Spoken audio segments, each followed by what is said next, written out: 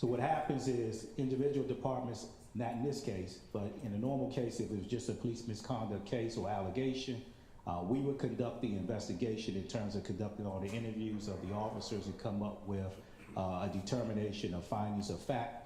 That would then be forwarded to the administrative charging committee, who will review that for completeness and objectivity, and then they will come up with a determination, and I'll get into this in later slides, of whether or not that case is sustained, meaning that the officer is found to be involved or guilty of that particular action, and make recommendations of discipline.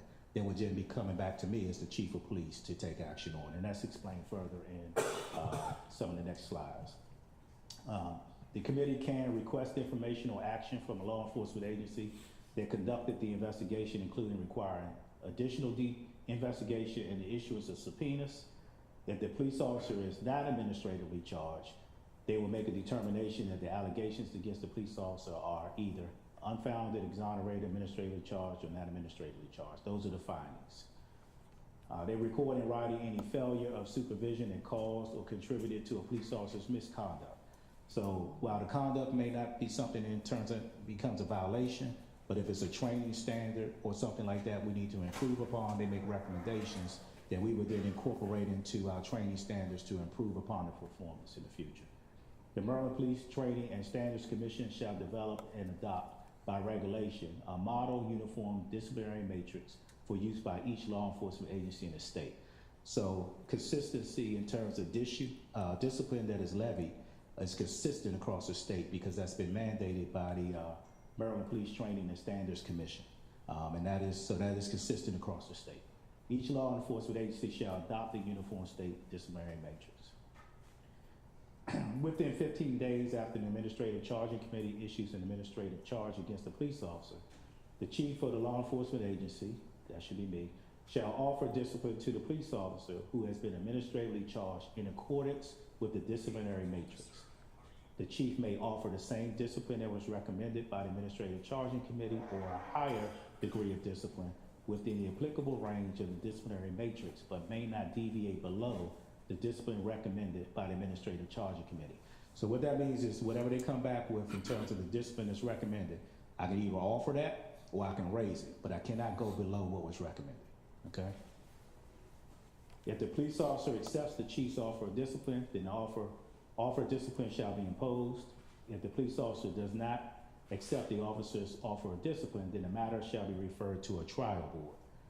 Each law enforcement agency shall establish a trial board process to adjudicate matters for which a police officer is subject to discipline.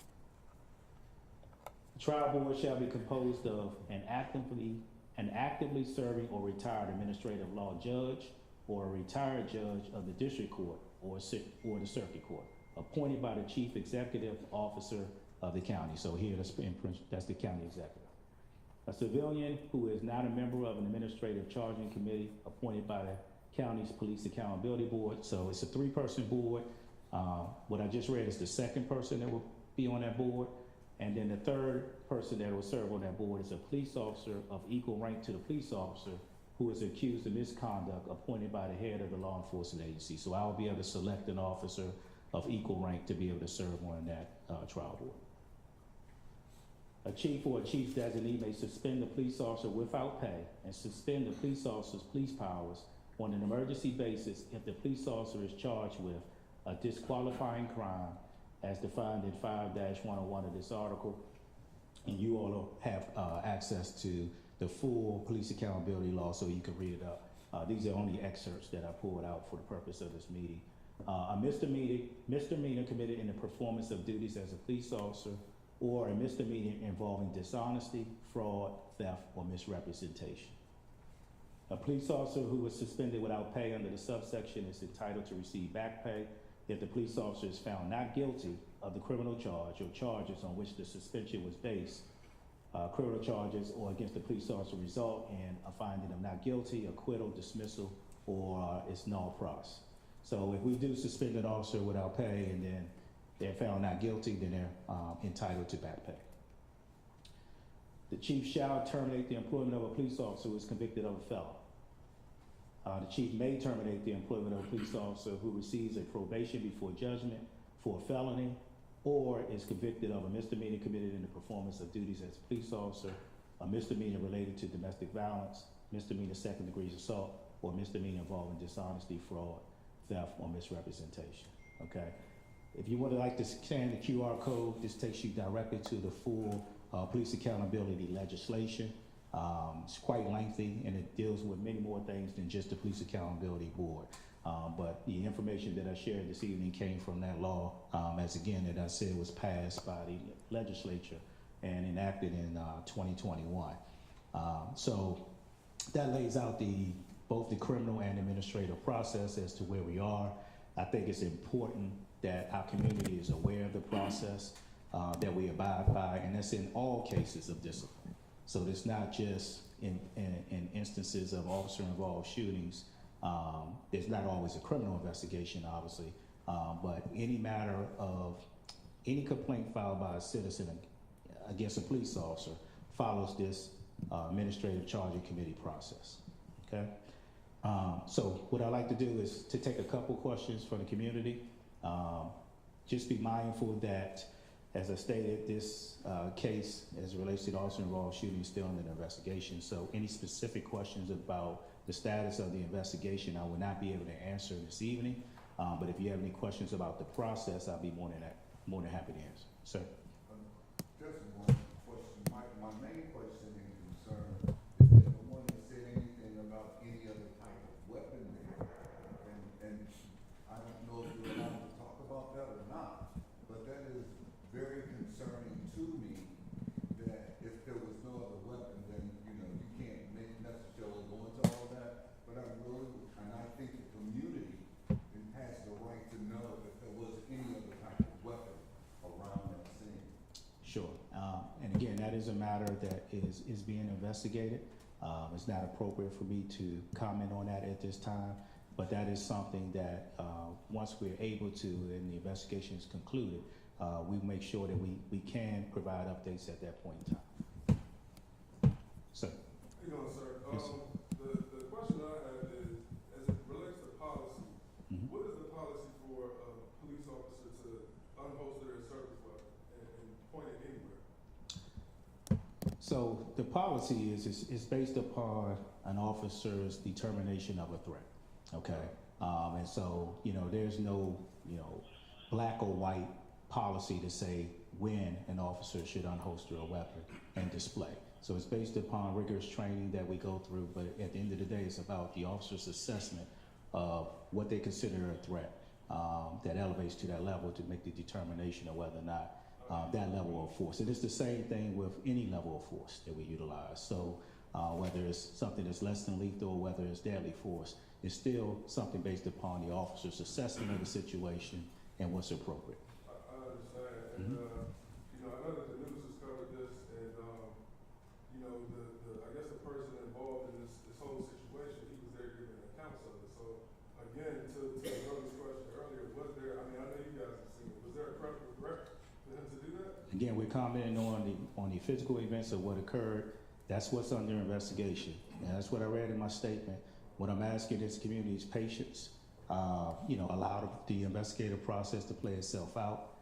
And then, you know, what we want to do is to make sure at the end of the day that the integrity of the investigation is the paramount thing that needs to occur here. And we want to make sure that that is right for all parties that are involved. And so we don't want to do anything by sharing any information or making any statements that may jeopardize that investigative process. So that's what I'm asking. If those that are here, and I don't know if I have any graduates of our Citizens Police Academy class, you know, if they will recall that when we discuss these things in the academy class, this is what I talk about. And I talk about this process. There's not a lot that I could say as the chief of police, you know, and I know it's a common phrase that many people hear, many chiefs say it's under investigation. We say that for a reason because we don't want to jeopardize the process. We realize the sensitivities and the things that have happened throughout this country. We realize the fact that the community in many cases may not have trust in law enforcement to be in full disclosure. Okay, but one of the things that, you know, I've been committed to this community, the men and women of this police department committed to this community, And what I'm asking is for your trust and allow the process to work itself through. It is a totally objective, independent investigation. That's why we asked an outside agency to conduct it. We will trust the process and the findings of that. Chief, Yes, Chief, you had said that this man walked past Sergeant Warrington during a brief discussion and then that one shot was fired. Can you elaborate at all on what was said or what took place during that conversation? Not at this time. Can you tell us at least how long it was? Brief, couple seconds, couple minutes? It was brief, but that's all I can say. But that conversation after that is when the shot was fired, right? Again, those are all matters that are under investigation. That's the principal point of the investigation of what occurred in that interaction. So that is information that is currently under investigation. And to his point earlier, it said there's no black or white policy when it comes to an officer having to pull out a service weapon. In this case, based on what you know so far, was there a credible threat for him to pull out his weapon? Again, I'm not going to render my opinion. Those are matters that are under investigation, and the conclusions that will be reached will be based upon facts and evidence that are uncovered in the investigation. Thank you, Chief. Yes, sir. Chief, one more thing, you know, I'm from Bowie. Mhm. I got a state championship at Bowie High School, you know, my parents got a house built at Oakwood, you know. Mhm. My father planted, you know, his seeds here, established his roots, and I've done the same thing. I had 5 small children. Mhm. I was on my way on 197. I had a detour. I didn't know what was going on. Mhm. My wife, she texted me and said, hey, something going on 197. I'm like, all right, cool. Sure. If I leave out my house 30 minutes early, Sure. I'm on that road. That bullet could potentially hit Jonah, Malachi, Noel, Noah, or myself. Mhm. And so, you know, we want to trust the police department. We really do. Y'all who we call when we have issues. You know what I'm saying? But at the same time, you know, you're asking us to trust you, but you gotta throw us a bone here. Sure. Well, what I would say to you is this, sir, is that, and I want the community to understand, please don't define this police department one action or one item. We have been faithful to this community. I've been here going on 14 years, okay? If you've been involved with this police department, you know how much we serve this community. You know, and I want to point back to, you know, the fact that, let's go back to the original, the way that this incident started is, you know, I don't want to take away from the fact, and I know it gets lost in what occurred at the end, but understand that Sergeant Warrington stopped to serve. He stopped to help what he thought was a stranded motorist. That is what this police department does day in and day out. So I want our community to understand that we're here to serve this community. And even since this incident and before this, that is what we do, okay? So trust the process, allow the investigation process to play out. You know, that's the only thing I can ask for the community's patience. But, you know, judge us on the things that we do day in and day out, because that is something that the men and women of this police department have earned on every single call for service. We run over 32,000 calls a year, okay? And the number of incidents that we end up having, use of force incidents, are the percentage of that is very low. All of that information can be found if you go to our website. All our annual reports are there. It lays out all of that information in terms of use of force. Quite frankly, you know, this police department, we do far more discipline internally than we even get external complaints from residents. So that shows that our supervisors hold our officers accountable to our policies and procedures. We have a high standard of expectation of how our officers serve our community. That's very important to me. It's very, very important to our council. It's important to you all as residents, okay? We are a police department that are here to serve our residents. So. Piggyback on this gentleman's thing, because I too live right off of 197, and I was actually headed to work, and I passed by the incident. If they're gonna be, either you can discuss it now, or after the investigation, where there was a gentleman being picked up off the ground by 2 officers. Would that be disclosed too, on why he was on the ground? Is that when, after the shot fired? Because if so, I was there seconds after fire, and it could have hit me as well. Again, I'm not going to comment on the parties that were involved in the incident. All those parties they are part of the investigation. The investigators are speaking to everyone that's involved in this incident. And once that is concluded, you know, as I mentioned, you know, in the presentation, all of that information will be submitted to the proper channels, first to the state's attorney's office, and then administratively, that process will be handled. can you clarify if the man involved has been placed in custody or if he's been charged with anything? No criminal charges have been placed against him. And can you also clarify, Sergeant Warrington, he thought it was an abandoned motorist. Was there an abandoned motorist or was it just an abandoned car? Is the man involved that motorist? Or That's what we believe is that there is an association with that vehicle. We know that there were other occupants in that vehicle, also at that, we found out after the fact. but the man involved is, do you believe he was in the vehicle or separate? He was not in the vehicle at the time when Sergeant Warrington approached. That's what was the nature of the encounter. So that's what we're trying to investigate. Thank you. Any other questions? Yes, ma'am. If it goes to trial, is the public allowed to be in the courtroom? That determination is made by, the judge will be overseeing the case, and I'm sure in consultation with the state's attorney's office. Jason, I don't know if you want to address that at all. For the most part, yes. Trials are open.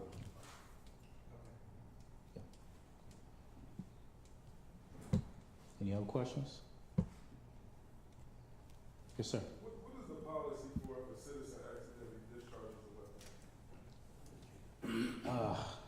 An accidental discharge? Yeah, if I was changing my tire on the side of the road and I took my concealed carry off and put it in my truck and I accidentally it went off and I was hit somebody else's vehicle or God forbid a person. Yeah. Without, Similar process. policy for Similar process goes into, we look at intent, we look at negligence, we look at all the different things to evaluate, the circumstances. So the investigation would be initiated to determine the circumstances, and based upon that, a very similar process would go into play. Usually, go home and go back to work. it depends. So this routine that even involving citizens, there are many times that we investigate crimes where we will consult the state's attorney's office to determine whether or not charges are warranted. So even involving a citizen, there are many times when an incident may happen, the charges may not be filed to a later date. So it just depends on the complexity of an investigation and all of the factors, that are involved in that investigation. You're welcome. Any other questions for anyone? All right, I appreciate everyone, coming out this evening for this update. As I mentioned, we'll take a short break and then we'll jump into our community matters meeting that was already scheduled. All right, thank you, everyone.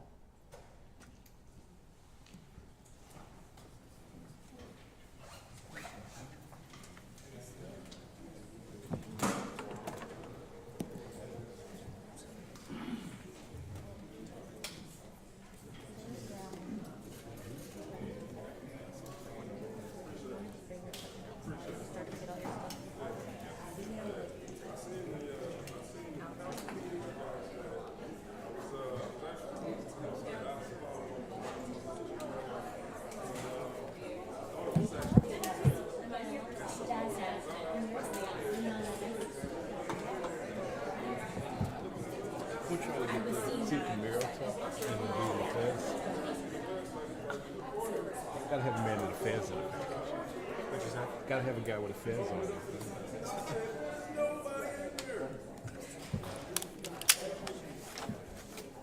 I'll be here.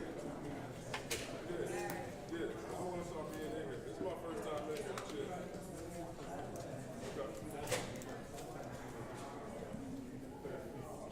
Correct.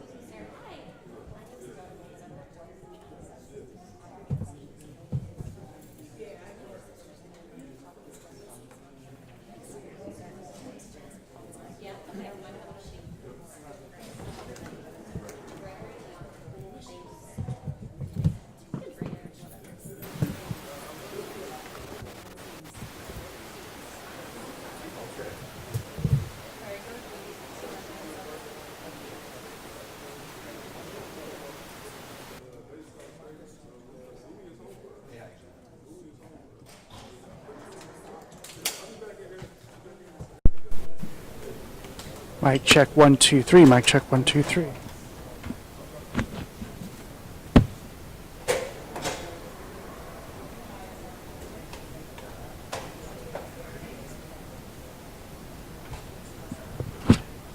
Mic check 1 2 3.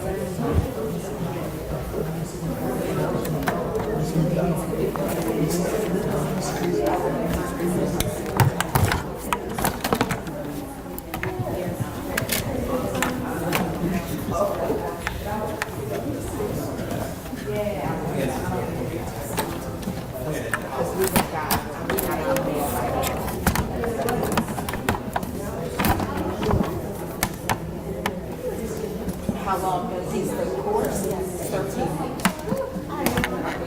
He's 13 weeks and you have to graduate.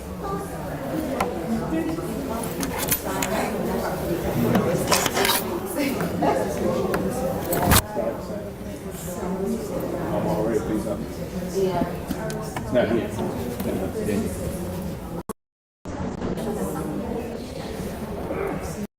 This is 30 years.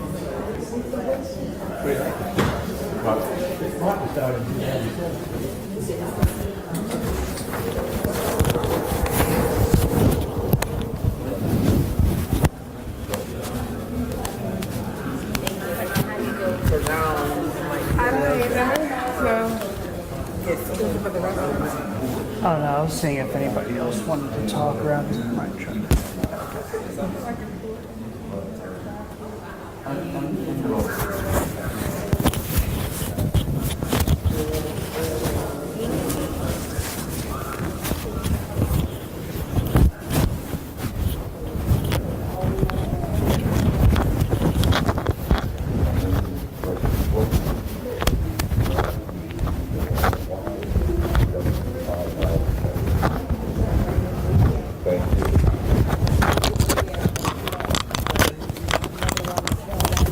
Just two questions, if you don't. Yeah, I'll if you take that don't in a mind. minute. He's gonna try to ask some questions as well. Thank you for your time, sir. Oh, no. And for your, presence in the community. Well, gotcha. Perfect. And just drag on down there. We've got it. Excellent. Great. Thank you very much. Thank nice you. to just be on Channel 7 later. All right. Okay. If you don't mind putting your pocket, and I'll leave you this. I'm gonna grab it. Okay. Do you have anything else in there? Oh, no. Leon Golden. Yes, sir. Is he available?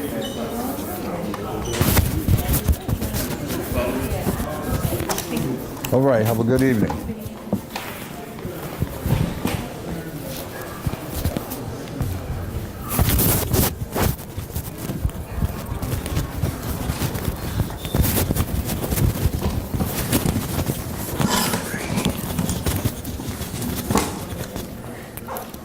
Alrighty, Gregory.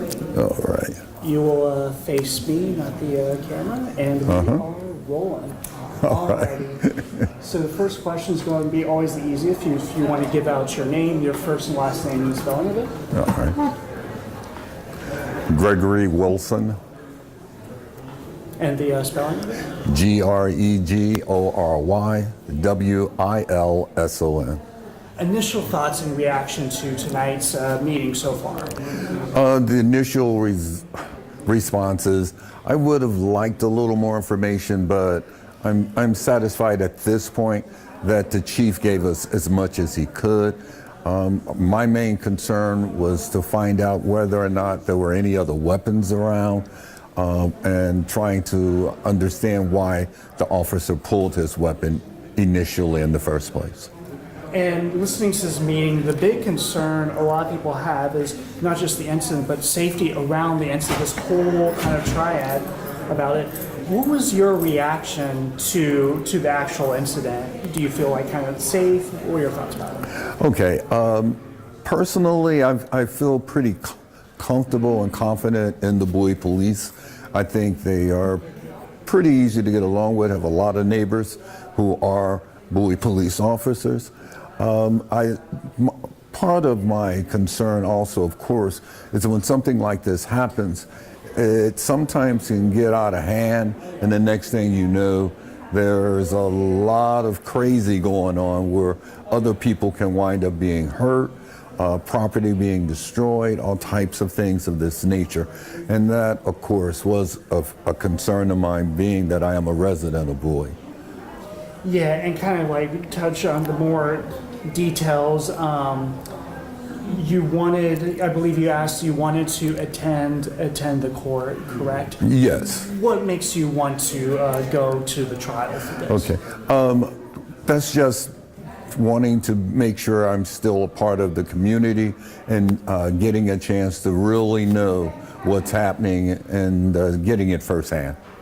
Great, Gregory. I really like this. And your final reaction seems like it's very positive that, you know, that there's holding an event. Just kind of talk about your reaction to the chief being here, you know. He called this event to ease your guys. What's your reaction to that?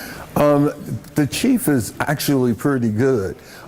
He has a meeting once a month. My wife and I attend those meetings. So this was not really a shock to me. Even if he had not said it was going to be for this, it would have turned into trying to find out what was happening with the incident that happened because of the openness that he has. Alrighty, that's all I got for you. Thank you for your time. I really appreciate it. No problem. Thank you. I'll get the mic from you. Okay, dope.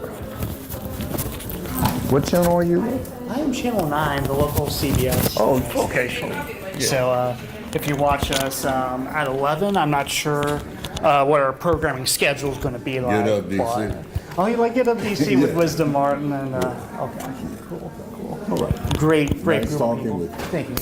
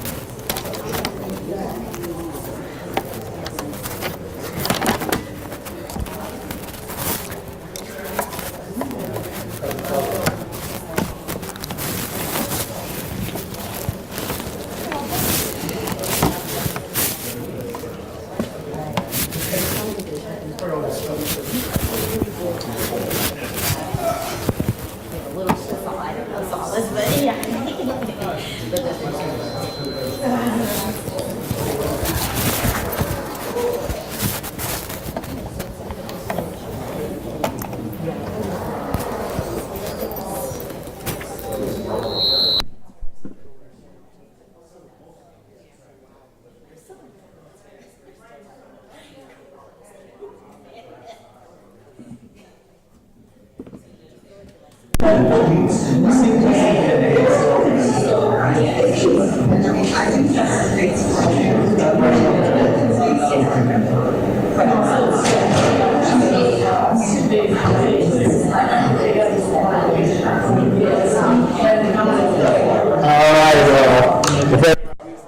to get reconvene here and jump into community matters, information.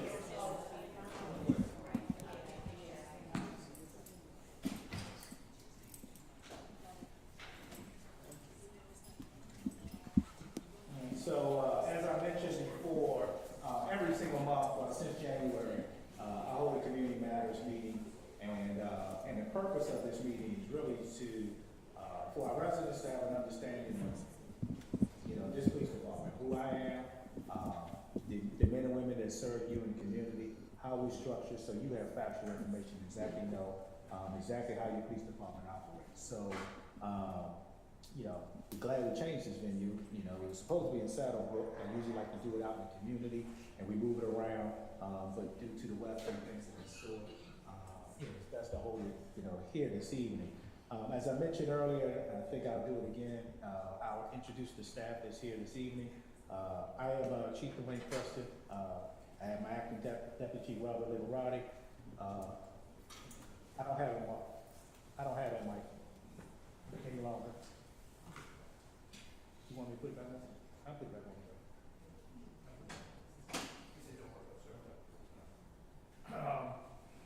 I have Acting Captain John Knott in the back. Lieutenant Sean Swartz, my investigative sergeant, Sergeant Anika Howard, Sergeant John McMaster runs our community services unit, and I also have Ms. Linda Cooper, who is the Director of Communications for the City of Bowie, and I have Andre Jones, who's the Public Information Specialist. I don't think I missed any of my staff.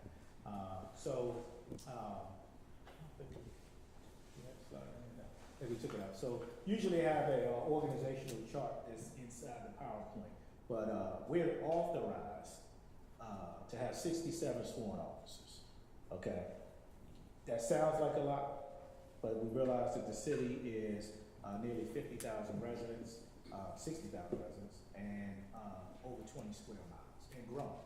Obviously, all of the developments that are going on throughout the city, especially along 301, and unfortunately, I must mention, we have 10 vacancies.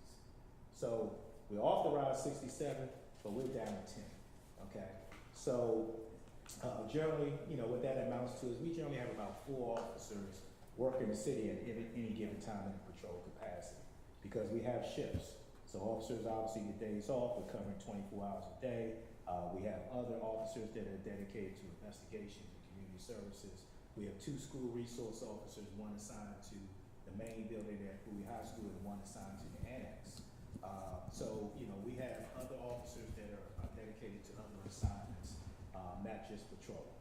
So I pause and say that, if you have members of the community or people that that are interested in law enforcement, this would be a best place to put them, okay? So they can protect you as residents and help us to serve the community, because, we really need the officers to make sure that we can provide the ample service that you all deserve. So I want to talk a little bit about theft from autos, because that's what we're dealing with. We're fortunate that here in the city, we don't have a lot of violent crime, which is a fortunate thing. The city of Bowie is a very safe city, contrary to some of the comments you may see on social media. We're not immune to crime. What I like to say all the time is that most of our suspects that do commit crime here are not from Bowie. All right, they come from other communities, because a lot of the residents here have nice things, nice homes, nice vehicles, and things of that sort, and they come here to victimize our residents, okay? So the residents of Bowie, we have a very wonderful community, and we're working to keep those that are not part of this community out of Bowie, all right? But theft from autos, if you looked at the news last year, I'm getting ahead of myself. So theft from autos, we've seen a spike. What we're seeing for 2022, we had around 150, 160 theft from autos. In 2023, that number spiked to over 250. Now, when I talked about us having people that don't live here that are coming here and victimizing our residents, They come here and what they're doing is, you know, a lot of our residents, and I'm not victim shaming, I've been accused of victim shaming, I'm not, I'm just trying to educate, our residents. A lot of our residents leave their doors unlocked to their vehicles, okay, and they leave valuables inside the vehicles. So you make yourself an easy target for those that are coming here, the vehicle's unlocked, they go inside, steal the items of value, and they going about their way. How many people have a vehicle here that has a key fob with push to start? All right, a lot of those. All right, you will be surprised. You'll see the next slide.